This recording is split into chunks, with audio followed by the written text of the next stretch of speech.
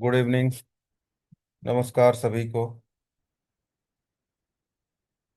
Start करेंगे आज intestinal या कोलन कैंसर के तरीके से भी आप इसको देख सकते हैं।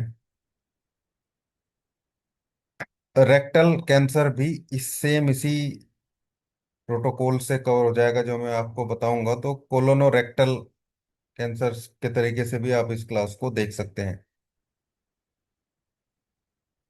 कोलन और रेक्टम,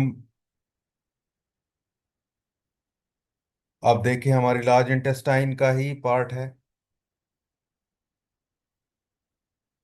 इंटेस्टाइन और पूरे डाइजेस्टिव ट्रैक में इंटरनल एक इंटेस्टाइनल लाइनिंग होती है।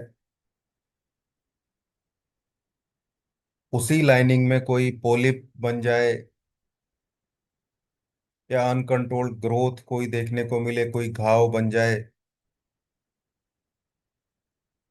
अनकंट्रोल्ड ग्रोथ हो जाए और अपोप्टोसिस का प्रोसेस बायपास हो जाए, न्यूप्लाज्मिक कंडीशन मतलब ट्यूमर बन जाए, वही स्थिति डेवलप होने को हम इंटेस्टिनल कैंसर या कोलोनोरेक्टल कैंसर के तरीके से देखते हैं। कॉजेज और रिस्क फैक्टर्स की जब बात करते हैं, means what are the responsible factors of this particular type of cancer, what are the functions? तो जेनेटिक चेंजेस और मॉलिक्यूलर चेंजेस ही सबसे बड़े इसमें भी नजर आते हैं। एपीसी म्यूटेशन या एपीसी जीन का म्यूटेशन, इसमें पॉलिप बनते हैं, छोटे छोटे सैक बन जाते हैं। के रास या K R S mutation, cell proliferation uncontrol तरीके से होना। P53, ये प्रोटो ऑन्कोजीन ही है जो ऑन्कोजीन में कन्वर्ट होते हैं। P53 म्यूटेशन में अपोप्टोसिस फेल होता है, यानी कि नॉर्मल सेल डेथ का प्रोसेस फेल हो जाता है और उस पर्टिकुलर जगह जहां ये होता है वहां एबनॉर्मली सेल सरवाइव करने लगती हैं और नियोप्लाज्म यानी कि ट्यूमर जैसी कंडीशन बनती है। फैमिली हिस्ट्री, ये भी बड़ा रीजन है,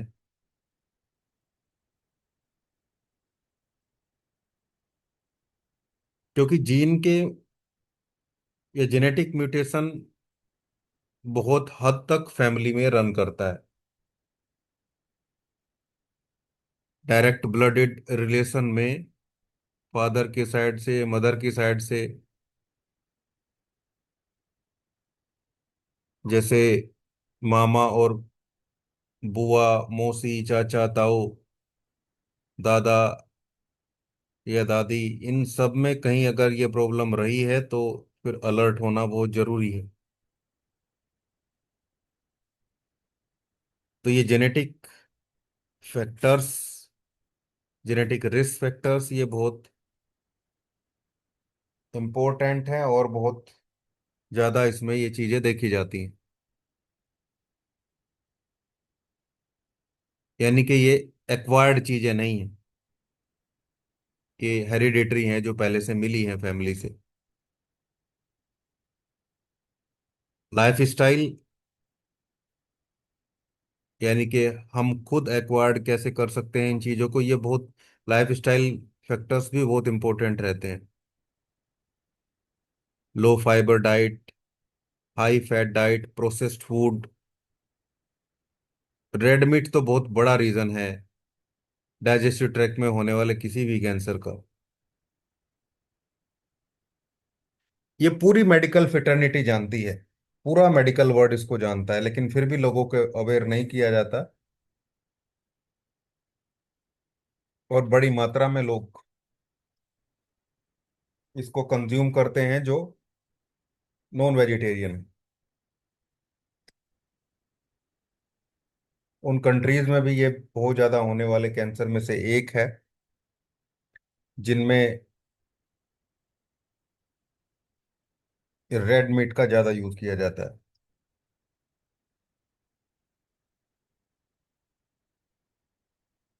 smoking, alcohol, obesity, sedentary lifestyle.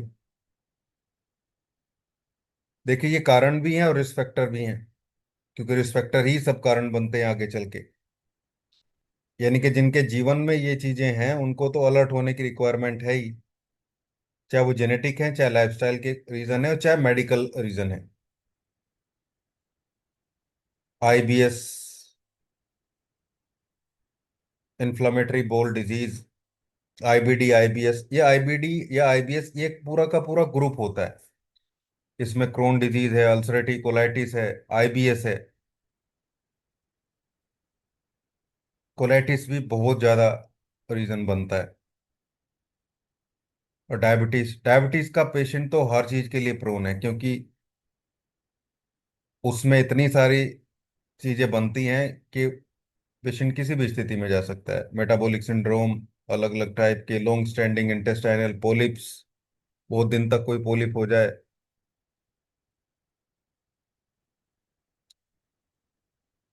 Ulcerative जो कंडीशन है वो बहुत खराब होती है किसी भी कंडीशन में, चाहे वो पेप्टिक अल्सर है, डियोडेनल अल्सर है, इंटेस्टाइन में कहीं है, उसका हील होना बहुत जरूरी है, और उसके लिए डाइट बहुत बढ़िया रखनी पड़ती है। अगर अल्सर है, इवन स्टोमेटाइटिस या मुंह में छाले की स्थिति भी बहुत खराब होती है, बार बार होना। ये जब सेकंड सेमेस्टर में मैंने आप लोगों को बताया था, जिनका हो चुका है, कि भाई मुंह में छाले होने के बहुत रीजन होते हैं।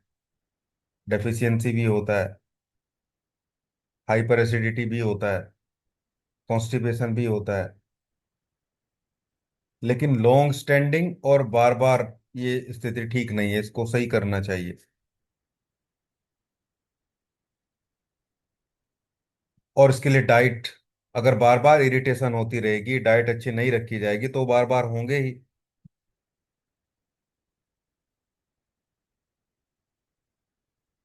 इसके डेवलपमेंट को अगर देखा जाए, तो म्यूकोजल एपिथेलियम जो इंटरनल लाइनिंग है इंटेस्टाइन की, नॉर्मल फिजियोलॉजी में क्या रहता है, किसी भी एरिया में या किसी भी इंटेस्टाइनल एरिया में नहीं, किसी भी ऑर्गन में रेगुलरली अपोप्टोसिस का प्रोसेस होता है। पुराने साल सेल शेड हो जाते हैं, नए सेल बनते रहते हैं, रेगुलर सेल डिवीजन होता है। लेकिन म्यूटेशन होने से जब पोलिप बनते हैं या नियोप्लाज्मिक सिचुएशन बनती है,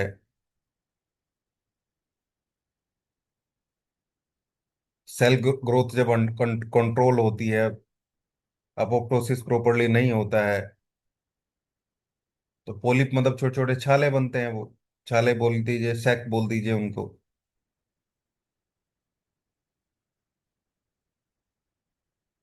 और इनिशियली ये एडिनोमा टाइप के ही होते हैं, यानी कि बिनाइन होते हैं। डिस्प्लेशिया या प्री कैंसरस स्टेज, मैंने बताया था, जब कोई पोलिप या ट्यूमर का जो सिरे हैं, जो एंड्स हैं, वो एबनॉर्मल दिखें, उसकी शेप बहुत एबनॉर्मल हो जाए, तो फिर प्रॉब्लम होती है। इसका मतलब वहां पे जो म्यूटेशन है वो पूरे तरीके से प्री कैंसरस स्टेज, इसलिए उसको बोला जाता है। और फिर जब कैंसर की स्थिति बनती है, तो वहां दो स्थिति हैं, जैसे लास्ट क्लास में बताया था, कार्सिनोमा इन सीटू। सीटू मतलब एक स्पेसिफिक जगह है, वहीं पे कन्फाइंड है वो, बाहर नहीं जाता है। वो एक स्थिति आती है, वहां तक उसको ठीक करना ठीक रहता है। और मॉडर्न मेडिकल साइंस में भी उस हिस्से को कट करके निकाल दिया जाता है, फर्दरली इन्वेस्टिगेशन करके उसको छोड़ दिया जाता है। हालांकि वो जेनेटिक म्यूटेशन है, जीन में है, वो दोबारा फिर हो सकता है उसको। लेकिन उस पर्टिकुलर टाइम बीइंग के लिए, क्योंकि वो कार्सिनोमन C2 है, कन्फाइंड है वो, तो उसको निकाला जा सकता है। दूसरा, इन्वेजिव कार्सिनोमा, यानी कि कैंसर मस्कुलर सेल को ब्रेक आउट करके बाहर आ जाता है और ब्लड वेसल, लिम्फेटिक चैनल में वो जो है एंट्री कर जाता है, इन्वेड कर जाता है, अंदर चला जाता है। लेकिन रहता अभी भी वही ऑर्गन में ही है। मेटास्टेसिस, अब ये अलग स्थिति हो जाती है जब इन्वेजन जो है वो लोकल से ना होके, जनरल से ना होके वो बाहर के जो ऑर्गन है, मतलब लोकल से ना होके जनरलाइज हो जाता है। डाइजेस्टिव ट्रैक में होने वाले कैंसर का मेटास्टेसिस सबसे पहले लीवर में ही होता है, और सबसे कॉमन मेटास्टेसिस है लीवर में। लंग्स, बोन, इस तरीके से फिर ये स्टेसाइज मतलब बाकी के नियर बाई ऑर्गन या एसोसिएटेड ऑर्गन में चला जाता है। अब क्योंकि लिम्फेटिक चैनल में घुसा है तो फिर तो इसका मतलब कि वो कहीं भी जा सकता है। सिम्टम्स स्टेज वाइज,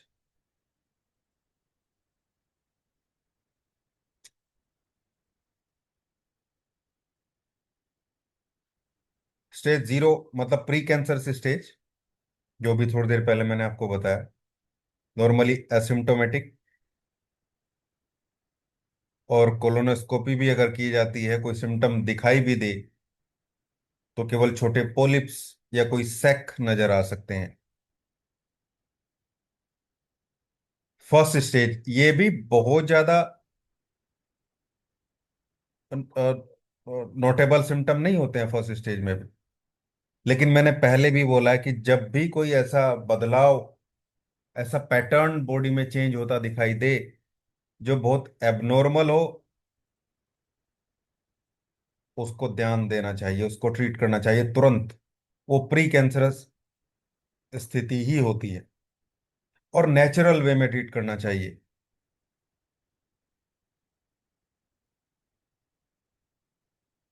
कॉन्स्टिपेशन या डायरिया लगातार बनने की स्थिति हो, और स्टूल का पैटर्न पूरे तरीके से, देखिए ये चेंज हुआ है। मैं ये नहीं बोला कि कॉन्स्टिपेशन नहीं होता है, कॉन्स्टिपेशन होता है, लेकिन ये चेंज हुआ है। ओवर द टाइम ये सिम्टम्स आए हैं। पेट में दर्द है, लगातार भारीपन है, या लगातार दर्द, अक्सर दर्द रहने लगा है, अक्सर कॉन्स्टिपेशन रहने लगा है जो पहले नहीं था। तो इसको ट्रीट किया जाना चाहिए नेचुरल वे में। होम रेमेडी से भी करेंगे लगातार कंटिन्यूअसली 3 महीने 4 महीने, तो भी यह स्थिति ठीक हो जाती है।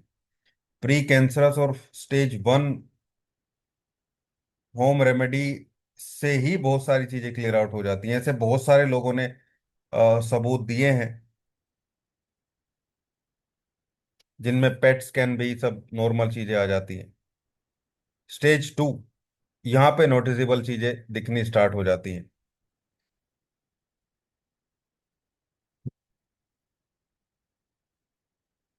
अब ये वही जो थोड़ी देर पहले मैंने आपको बताया था, इन्वेजन स्टार्ट हुआ, ट्यूमर मस्कुलर वॉल तक चला जाता है, एपिथेलियल लाइन जो ऊपर की लाइन है उसके अलावा वो मस्कुलर लेयर में, ऑर्गन की मस्कुलर लेयर, मस्कुलर जो लेयर होती है,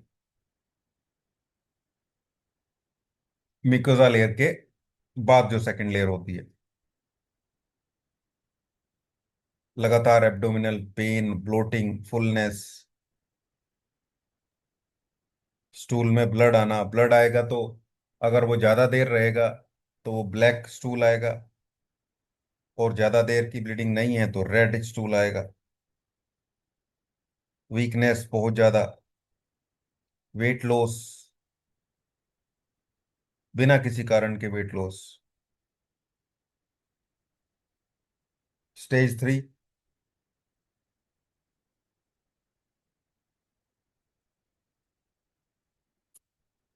क्रोनिक कॉन्स्टिपेशन, या दोनों, डायरिया अल्टरनेशन के साथ में continuous rectal bleeding, severe abdominal pain with cramps, weakness, anaemia, क्योंकि लगातार ब्लीडिंग हो रही है तो एनीमिया होगा।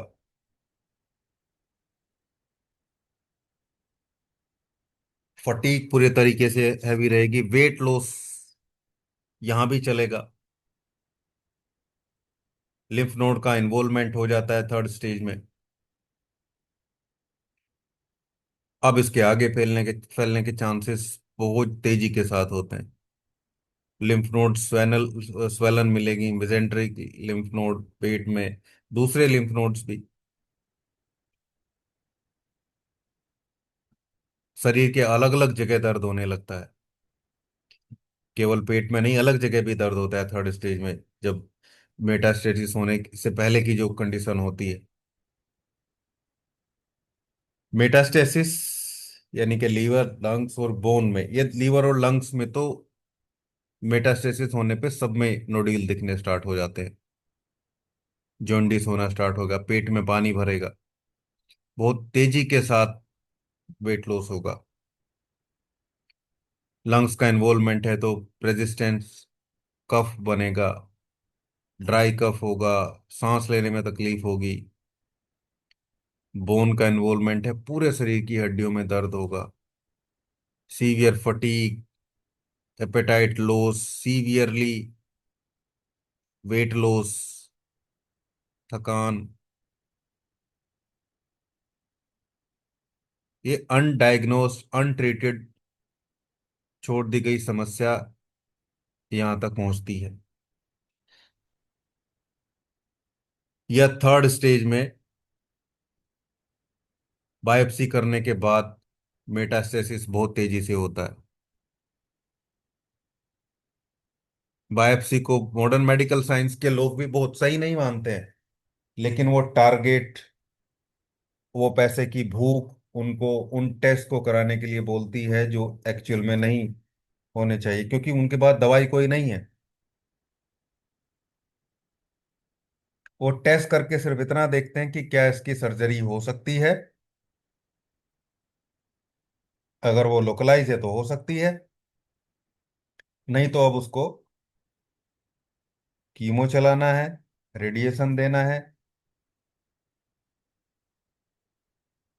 मतलब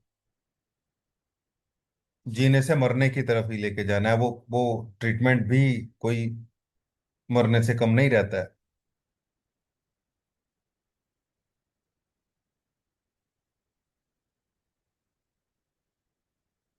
अच्छा, आप कुछ और इम्पोर्टेंट साइन आप नीचे देखिए, ये आपके पेशेंट के लिए, फैमिली मेंबर्स के लिए, एज ए ह्यूमन बीइंग भी जरूरी है पहचानना। इनमें जो पहला पॉइंट है ये बहुत खास है, पेंसिल थिन स्टूल। ट्यूमर या कोई भी न्यूप्लेसिया सिचुएशन पूरे इंटेस्टाइनल रेक्टल एरिया में, कोलन एरिया में अगर वो ट्यूमर बड़ा हो जाएगा तो स्टूल जब पास होगा वहां से तो अपना इम्पैक्ट तो छोड़ेगा ही वो। तो बहुत थिन पेंसिल लाइक जो है वो स्टूल पास होता है पेशेंट को, क्योंकि नैरो हो गया रास्ता। बार बार इसके बाद फिर बार बार उसको स्टूल पास करने की रिक्वायरमेंट होगी। ये दो चीजें बहुत ध्यान रखने की हैं। ब्लीडिंग बहुत इंपॉर्टेंट साइन है, सिम्टम भी है और वो साइन भी है। सिम्टम मतलब जो महसूस करते हैं, जो बताया जाता है, और साइन मतलब जो दिखता है। तो ब्लीडिंग दोनों चीजें हैं। इसी बेस पे आयरन डेफिशिएंसी, जब उसका आयरन प्रोफाइल या सीबीसी आप कराएंगे तो सीवियरली जो आरबीसी का प्रोफाइल है वो डिस्टर्ब मिलेगा, एनीमिया मिलेगा, आयरन प्रोफाइल पूरा खराब मिलेगा उसका। एब्डोमिनल मास ये बहुत रेयर चीज है इसमें, मतलब पेट का कोई हिस्सा बल्ज हो जाना ये तो नहीं है, लेकिन हाँ पेंसिल लाइक स्टूल आए, इनकम्प्लीट इवैक्यूएशन की फीलिंग, यानी कि बार बार स्टूल पास करने की इच्छा और ब्लीडिंग, ये तीन बहुत इंपॉर्टेंट क्लिनिकल साइन है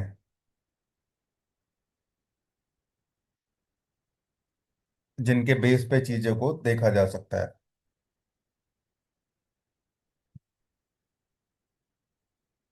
ये स्थिति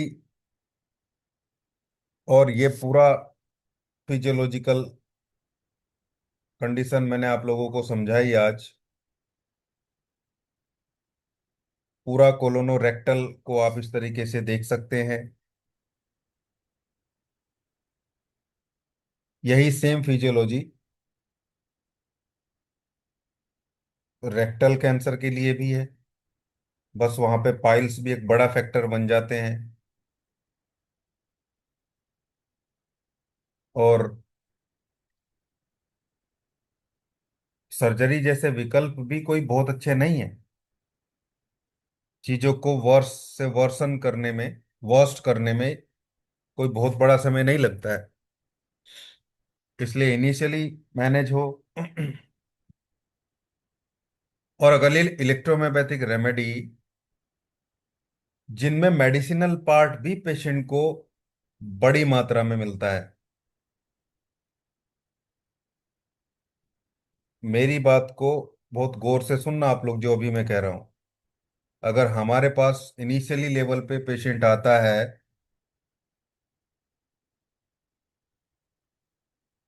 तो क्या होता है, तो हम उसको मेडिसिन देते हैं नॉर्मली।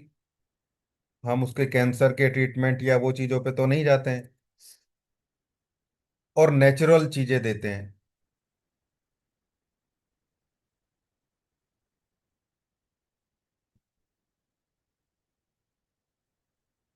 ये जो बताऊंगा अभी लगभग इन सब चीज़ों पे आपको ये इफेक्ट करेगा, मतलब यूज कर सकते हैं आप। तो हम उसको अपनी मेडिसिन देते हैं जो कि नेचुरल प्लांट बेस्ड रेमेडीज हैं, जिनमें वो सारे कंपोनेंट अवेलेबल हैं जो अपोप्टोसिस को इंड्यूस कराते हैं। यानी कि सेल को शेड होने में प्रॉपरली मदद करते हैं, अनकंट्रोल्ड सेल ग्रोथ डिवाइड होने से रोकते हैं। और साथ में जो डाइटरी चेंजेस हैं वो बहुत जरूरी रहते हैं। वो आप हर पेशेंट को बताइए, अक्यूट क्रोनिक सभी को बताइए। ये ग्रीन जूस की थ्योरी, थ्योरी क्या प्रैक्टिकल है, वो तो ये चल रहा है और बहुत खास है, ये बहुत बढ़िया है। अपने उस एरिया में जितने भी ग्रीन पत्तियां हैं, लीव्स हैं जो खाई जा सकती हैं,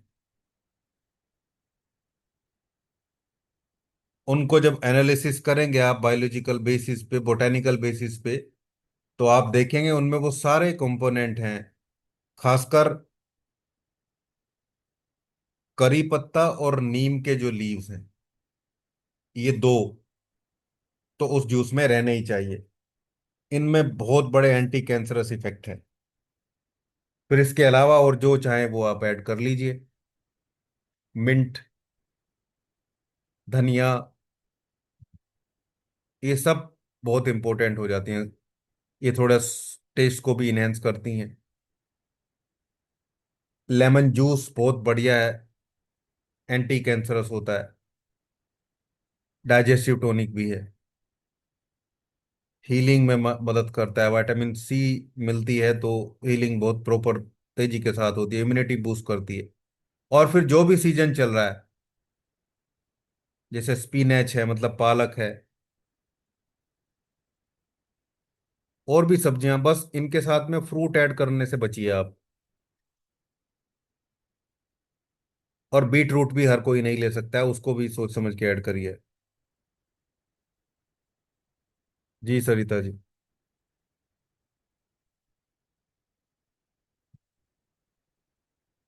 नॉर्मल पेशेंट को भी बताया जा सकता है। महीना, 2 महीना, 3 महीने में रीजनरेशन होने लगता है चीजों में।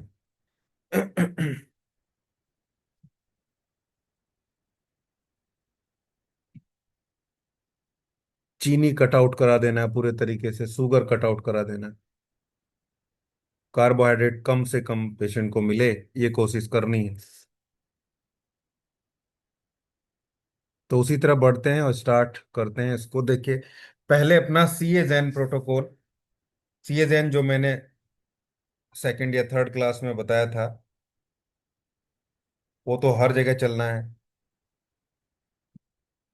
सी ए जैन जैसे मैंने बताया सेम वैसे ही इसको थर्ड क्लास से देना है। डब्ल्यू को हमने इसमें थोड़ा ज़्यादा रखा है, D3 से ऐड कराया है, क्योंकि डब्ल्यू इंड्यूस कराता है अपोप्टोसिस को। आप चाहें तो सी एज एन को बनाने के बाद में केवल सी एज एन बनाइए, डब्ल्यू ऐड मत करिए उसमें। सी एज एन प्लस डब्ल्यू D4 से 10 ड्रॉप 30 ml में। मतलब सी एज एन को थर्ड ग्लास लीजिए, थर्ड बोतल, थर्ड ग्लास या थर्ड बोतल।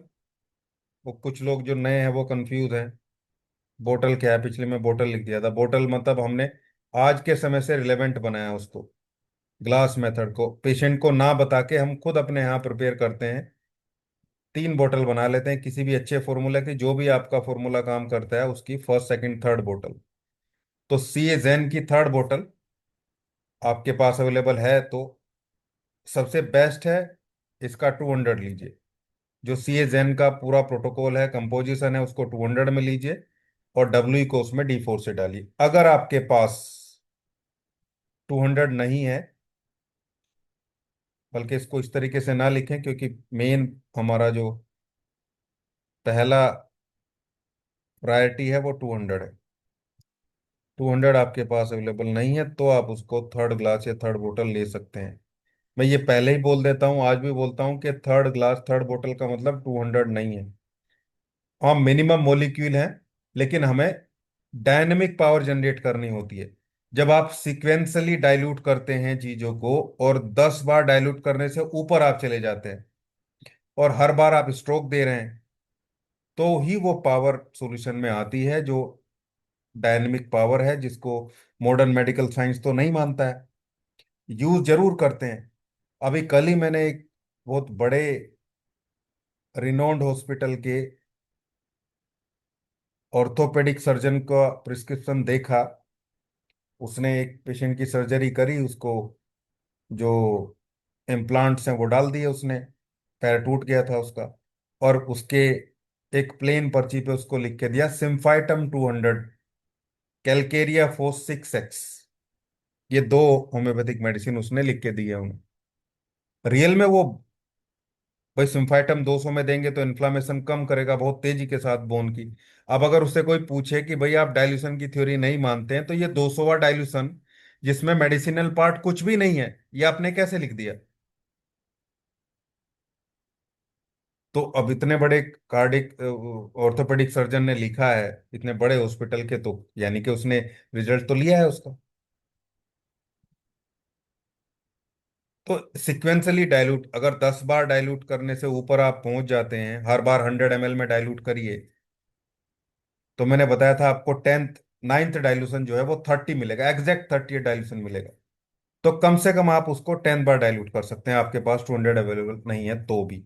या आप थर्ड बोतल ले लीजिए, उसमें भी मिनिमम मेडिसिन रहेगी। पहली बोतल में हम पूरे फॉर्मूले की 1 ड्रॉप डालेंगे, सबकी एक एक ड्रॉप नहीं। जैसे A2C5 WEN1 P2G L1 ये सब रहता है हमारे सी ए जैन में। तो इन सबको क्लब करके और फिर उस बोतल में से 1 ड्रॉप डलेगी फर्स्ट बोतल में, फिर फर्स्ट में से 1 ड्रॉप सेकंड बोतल में, फिर सेकंड में से 1 ड्रॉप थर्ड बोतल में। स्ट्रोक देंगे और थर्ड बोतल से फिर थर्ड बोतल से हम 10 ड्रॉप डालेंगे 30 ml में, और उसमें 10 बूंदे फिर डब्ल्यू की डाल देंगे, क्योंकि डब्ल्यू में टेक्सास बकाटा और भी प्लांट है, टेक्सास बकाटा है, आर्निका है। ये बहुत तेजी के साथ इन्फ्लामेशन को रिड्यूस करते हैं और अपोप्टोसिस, यानी कि सेल को, वहाँ अनकंट्रोल ग्रोथ को रोक के और उनको सेल को खत्म करने का काम करते हैं, जैसे कीमो करता है। मतलब कीमो लाइक इफेक्ट टेक्सास बकाटा और दूसरे प्लांट से मिलता है। कोनियम मैक्युलेटम भी वैसा ही है, वो ऑलरेडी सीएजएन में है हमारे। दूसरा प्रोटोकॉल L2 L2 रेमेडी भी बहुत बढ़िया है इन सब चीज़ों के लिए। और ब्लू इलेक्ट्रिसिटी, क्योंकि ब्लीडिंग का चांस भी वहाँ रहता है। L2B को आपको लेना है, डाइल्यूटेड लेंगे D10 या 30। D10 या 30 अवेलेबल है तो बेटर है, नहीं तो D10 में ले लीजिए। अब यहाँ ये भूल जाइए कि भाई आप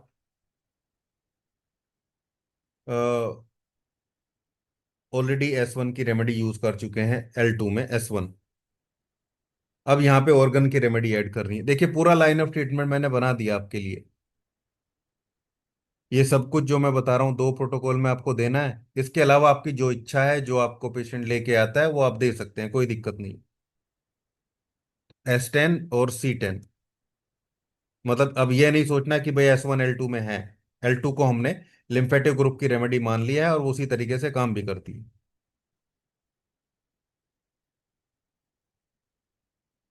तो L2B को D10 में, 30 में भी ना दीजिए, चलो D10 में तो दीजिए, ब्लीडिंग यहाँ भी रोकेगी ये। और S10 C10 को, आपके पास डाइल्यूटेड है D4 का तो बहुत बढ़िया है, इसको D4 से डाल दीजिए। लगभग वही 10 ड्रॉप्स ईच, सेम बोतल में। मतलब L2B को D10 में बनाएंगे 30 ml में, और उसी बोतल में S10 और C10 की 10-10 बूंदे D4 से डाल देंगे। अब यहाँ भी S10 C10 को हमने थोड़ा ज्यादा रखा कि जब हम आप इसको देखेंगे तो ये D5 के आसपास जाएगा। यानी कि ऑर्गन को स्ट्रेंथ भी प्रोवाइड करनी है। S10 C10 को देंगे तो लिम्फेटिक ड्रेनेज भी वहां पे बढ़ेगा। जब D4 में उसको देंगे, लिम्फेटिक ड्रेनेज बढ़ेगा तो कहीं ना कहीं चीजें क्लियर आउट भी होंगी, कंजेशन कम होगा, स्वेलिंग है वो कम होगी।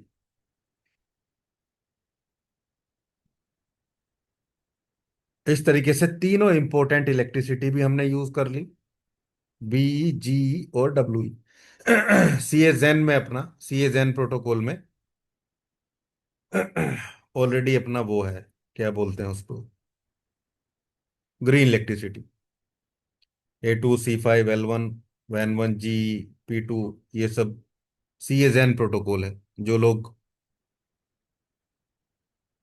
अभी कनेक्ट हुए और उन्होंने वो क्लास नहीं देखा है उनके लिए बता देता हूँ। A2C5L1 N1G और P2 200 में ये कॉम्बिनेशन बना के रखिए, या थर्ड क्लास में ये अपना सी ए जेन प्रोटोकॉल है प्लस WE।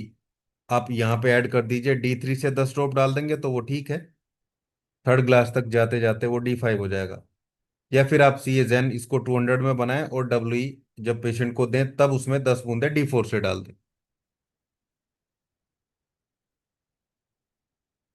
देने का तरीका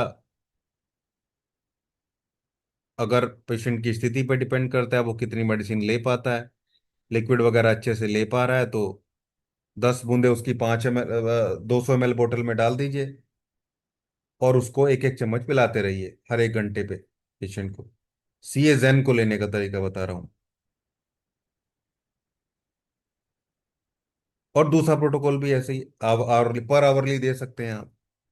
अगर वो फ्लूइड को निगलने की स्थिति में है, और नहीं है फ्लूइड को निगलने की स्थिति में, तो फिर तो मजबूरी है, फिर आप उसको ड्रॉप वाइज ही देंगे, जीप पे डालेंगे उसकी टंग पे। पर आवरली, पर 2 आवरली दे सकते हैं, हर घंटा हर 2 घंटे पे। अच्छा, यहाँ आप एक चीज मैंने आपको बताई थी, यूरिन आउटपुट का ध्यान जरूर रखना है। अगर लो यूरिन है, लो यूरिन आउटपुट है तो S6 को D4 में जरूर देना है, लेकिन कंडीशन के साथ।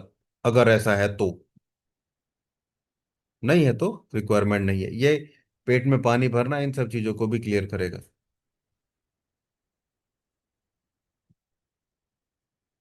फर्स्ट सेकंड थर्ड सब स्टेज के लिए। मेटास्टेसिस हो गया है तो कैंसर सी जेन प्रोटोकॉल तो सेम रहेगा। बाकी जो सिम्टम आते हैं उसके अकॉर्डिंग आप ट्रीटमेंट कर रही है सिम्टोमेटिकली। पेशेंट का। लीवर की प्रॉब्लम है, लीवर में है तो लीवर का प्रोटोकॉल, हालांकि यहाँ भी C10, लीवर की रेमेडी ऑलरेडी हम ले चुके हैं, C10। WB लीवर की रेमेडी है। L2 भी लीवर पे